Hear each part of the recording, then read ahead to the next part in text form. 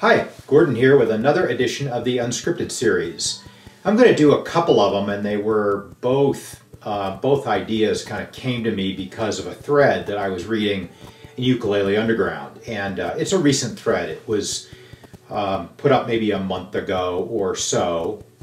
And I got an email from one of our owners in Tasmania, of all places, saying, hey, you may want to check out this thread. It was a really interesting one because, as with a lot of threads, it wandered around. But early on, what it touched on is the volume of Mayamoe ukuleles, the sound volume, and are they loud or are they not loud?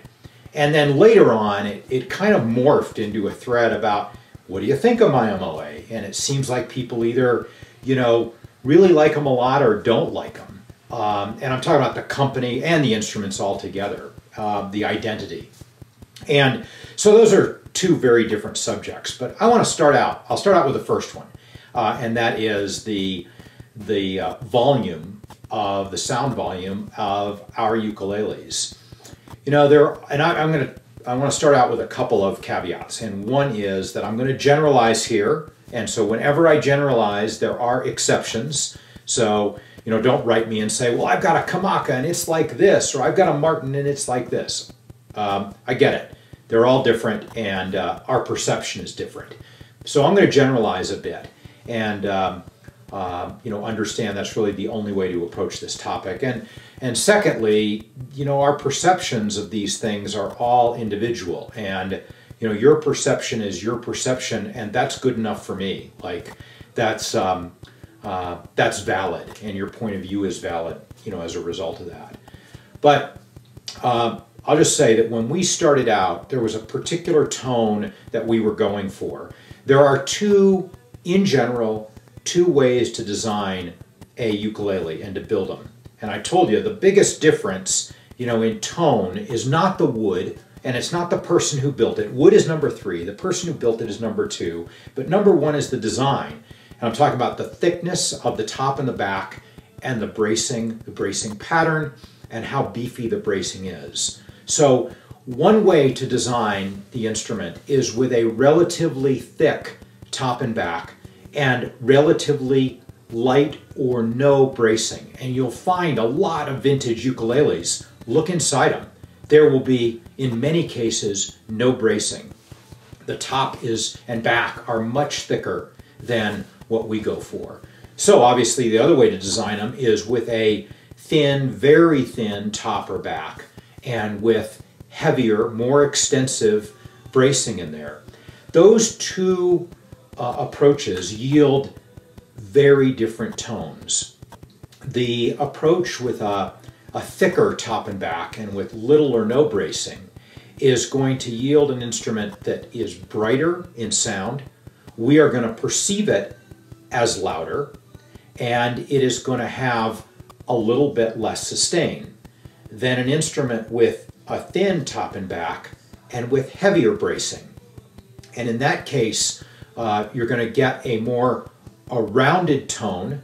It's not going to be as bright. It's going to be a fuller tone. It may be perceived as having less volume, and that is because our ears perceive the bright high notes as higher volume, and they generally will have more sustain. So what we decided early on, we built for our own ears, and we wanted that rounder tone, the longer sustain, and we were not interested in having the instrument be a volume hound. We did want consistency. We want a Mayamoe to sound like a Mayamoe, especially because many people who order don't get a chance to play one, and the only way you hear it is over the website. So we wanted you to know beforehand what you were going to get. And so that's the approach that we took. People will say, well, change it, or I'd like one with a thicker top or back. It's just not what we do. We take an approach that is, let us decide what we want, and let's specialize on that, and let's really get it right, and let's understand it and be known for that. And if there's a different tone you're going for, then there are different makers who can, who deliver that tone. And I think that's a good thing. Give people a choice and let them know what it is that you're choosing.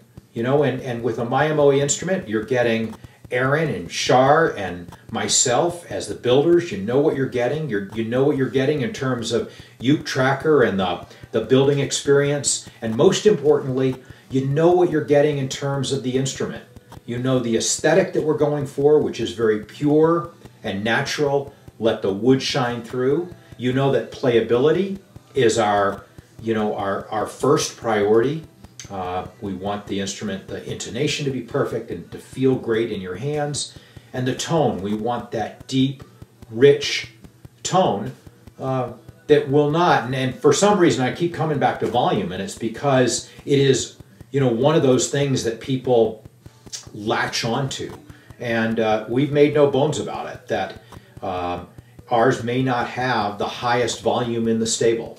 And that's okay as long as it's got that breadth of, of rich sound. So that's what we're striving for in every instrument that we build. Thanks for listening. I'll see you on another edition of the Unscripted Series. Bye-bye.